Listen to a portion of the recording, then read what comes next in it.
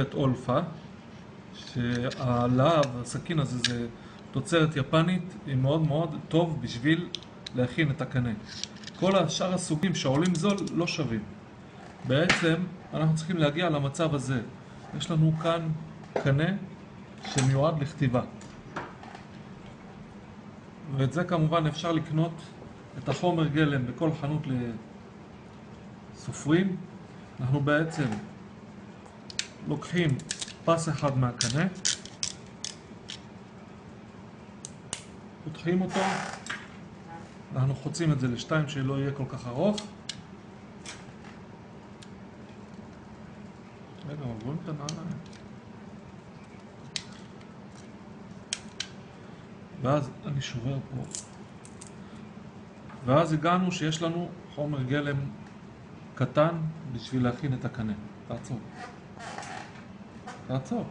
החומר גלם הזה, שזה הקנה שאנחנו מכינים ממנו את הקנה לכתיבה, אני מדקק אותו מעט.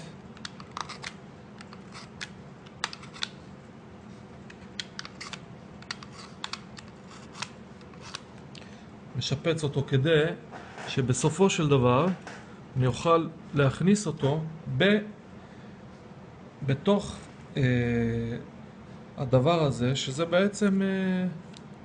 בעצם ראש של עט מהסוג הזה. דווקא זה הסוג של ביק שהם מאוד טובים, ואפשר פשוט להשתמש בהם כדי להכניס את זה, ואז כאילו אתה כותב בעט ממש. עכשיו נעבור לשלב של הכנת הקנה. אחרי שהגענו שחתכנו חתיכה והגענו למצב הזה שזה נכנס לתוך הפלסטיק, אנחנו מכינים את הקנה. איך אנחנו מכינים את הקנה? אני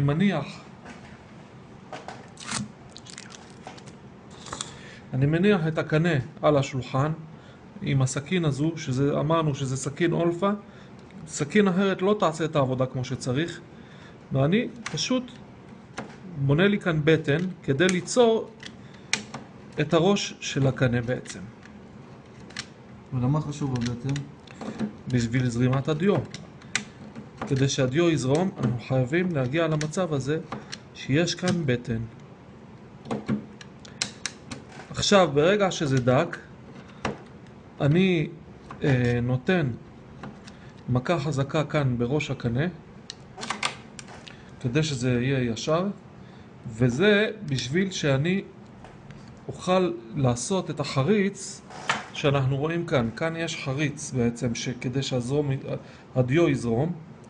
אז איך אני עושה את החריץ הזה? אני פשוט לוקח את הידית הזאת של הסכין יפנית, אני מכניס אותה בעדינות ופותח לאט לאט. ברגע שנפתח לי פה, כמו שאתם רואים, חריץ, זה החריץ שנפתח.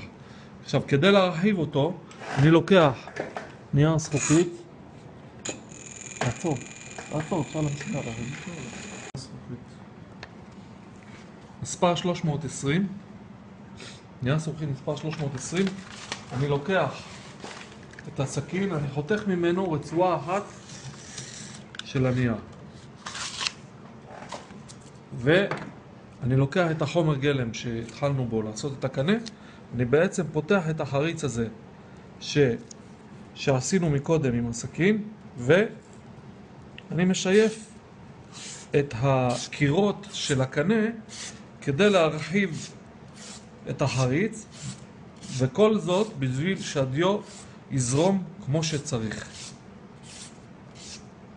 אני מעביר כמה פעמים, ממש כדי שיהיה חריץ טוב, שיראו אותו, וזה עדיין חדש, אז חייב לחזור על זה כמה פעמים. וזה כבר על הצד השני.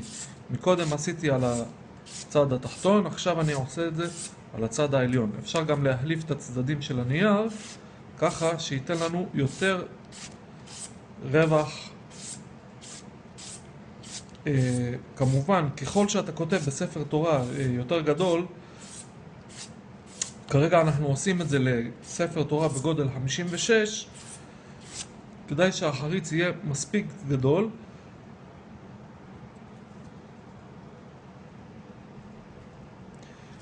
ואז אנחנו עכשיו רואים שאפשר להכניס את זה, זה בערך, זאת אומרת זה ייכנס עד לכאן.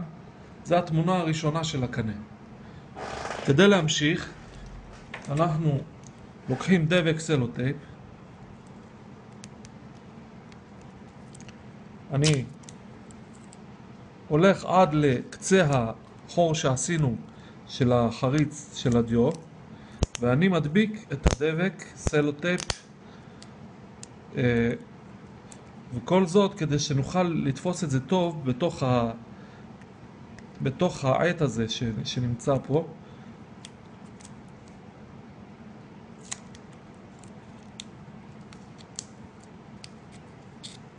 אני יכול למדוד באמצע העשייה אם זה מספיק טוב. אפשר לראות שזה כבר בסדר.